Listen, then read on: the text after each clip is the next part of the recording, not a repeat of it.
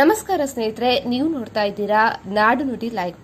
ಇದೀಗ ರೈತರಿಗೆ ಭರ್ಜರಿ ಗುಡ್ ನ್ಯೂಸ್ ಇದ್ದು, ಕಡಿಮೆ ಬೆಲೆಯಲ್ಲಿ ಟ್ರ್ಯಾಕ್ಟರ್ ಅನ್ನು ಖರೀದಿ ಮಾಡಬಹುದು.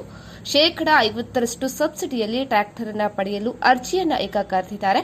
ಹಾಗಿದ್ರೆ ಯಾರು ಇದಕ್ಕೆ ಅಪ್ಲೈ ಮಾಡಬಹುದು? ಸೊ ಎಲ್ಲಿ ಅರ್ಜಿಯನ್ನ ಹಾಕಬಹುದು ಅಂತ ತಿಳಿಯಲು ವಿಡಿಯೋವನ್ನ ಕಂಪ್ಲೀಟ್ ಆಗಿ ನೋಡಿ.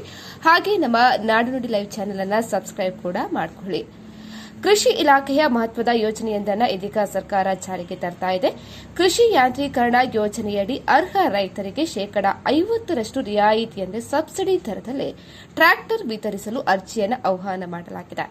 ಇದರಲ್ಲಿ ಸಾಮಾನ್ಯ ವರ್ಗದ ರೈತರಿಗೆ 50% ಹಾಗೂ ಪರಿಶಿಷ್ಟ ಜಾತಿ ಮತ್ತು ಪರಿಶಿಷ್ಟ ಪಂಗಡದ ರೈತರಿಗೆ ಗರಿಷ್ಠ 90%ರವರೆಗೆ ರಿಯಾಯಿತಿ ದೊರೆಯುವ ಸಾಧ್ಯತೆ ಇದೆ.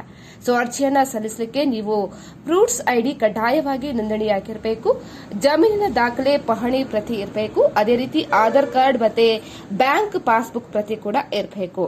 ಅರ್ಜಿಯನ್ನು ನೀವು ಹೇಗೆ ಸಲ್ಲಿಸಬೇಕು ಅಂತ ಹೇಳಿದ್ರೆ, ಆಸಕ್ತ ರೈತರು ತಮ್ಮ ವ್ಯಾಪ್ತಿಯ ರೈತ ಸಂಪರ್ಕ ಕೇಂದ್ರ ಅಥವಾ ಸಹಾಯಕ ಕೃಷಿ ನಿರ್ದೇಶಕರ ಕಚೇರಿಗೆ ಭೇಟಿ ನೀಡಿ ಅರ್ಜಿಯನ್ನ ಸಲ್ಲಿಸಬಹುದು.